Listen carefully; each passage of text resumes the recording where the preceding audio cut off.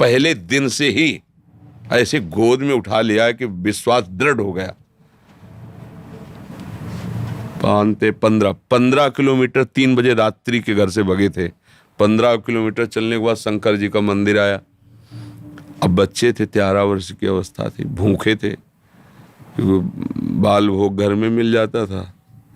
अब यहाँ कौन बाल भोग दे? फिर राजभोग का समय 12 बजे, अब वहाँ कौन? शंकर जी का विशाल मंदिर वहाँ जंगल में है, नंदिकेश्वर दो क्या ऐसे आए, नंदेश्वर महादेव, बड़े प्रसिद्ध महादेव हैं। तो वहाँ बैठे तो 12 बजे लगभग होंगे दोपहर के। हम सोच रहे थे कि घर में तो माता जी भोजन पवा देती थी, यहाँ कौन पवाएगा। बहुत प्रश्न मन में परेशान कर दिए।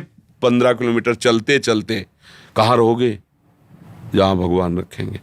कैसे रहोगे? अब जैसे भगवान रखें। अरे तुम किसी को जानते नहीं हो। नहीं नहीं, भगवान जैसे रखे। मरूंगा वापस नहीं लौटूंगा, बस भगवान का भजन करूँ, ये दृढ़ निश्चय था। प्राण त्याग दूंगा पर घर वापस नहीं जाऊंगा। जब निकला हूं तो भगवत प्राप्ति करके ही बात बनेगी, अब ऐसे नहीं। दोपहर तक इतना मन परेशान कर दिया कि लगा कि अब होगा क्या यदि ऐसा जलन होती रही, अशांति, और मतलब व्यवस्था में पला मन। अभी बच्चे ही थे, कोई इतना ज्ञान विज्ञान तो था नहीं कि उसके मन को काट सके। तो परेशान हुए। इतने में एक आदमी आया, होगा ए बच्चा, यहाँ एक सूरदास स्वामी रहते थे, वो उनके कुटिया में ताला लगा, कहीं गए हैं क्या? तो हम कहा हमें नहीं पता, हम तो आज ही सुबह आए हुए हैं। सुनो, एक कमंडल में दही लाए थे उनके लिए, अब वो है नहीं, हम घर वापस नहीं ले जाए, तुम पी लो। पहले दिन हम नहीं नहीं नहीं, अब उनका पी लो ना, हम तो लाए ही इसीलिए। और गांव के दूधगढ़वा में जो दही जब आया, लाल लाल दही एकदम मलाई पड़ा और मीठा, और लीटर 1.25 लीटर दही।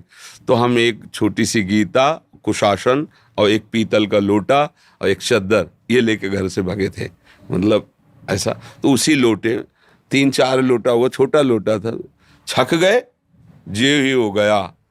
ते ही रोना आया कि अरे भगवान इतना प्यार करते। तो शंकर जी के लिए कि प्रभु मुझे विश्वास हो गया कि आप मेरे जीवन का, और वो दिन, और देखो ये इतनी अवस्था हो गई, कभी घर नहीं गए, कभी ऐसा याद भी जीवन में, इतने कष्ट पड़े पर याद भी नहीं आया कि यार चलो घर चलें, और अब घर कभी नहीं।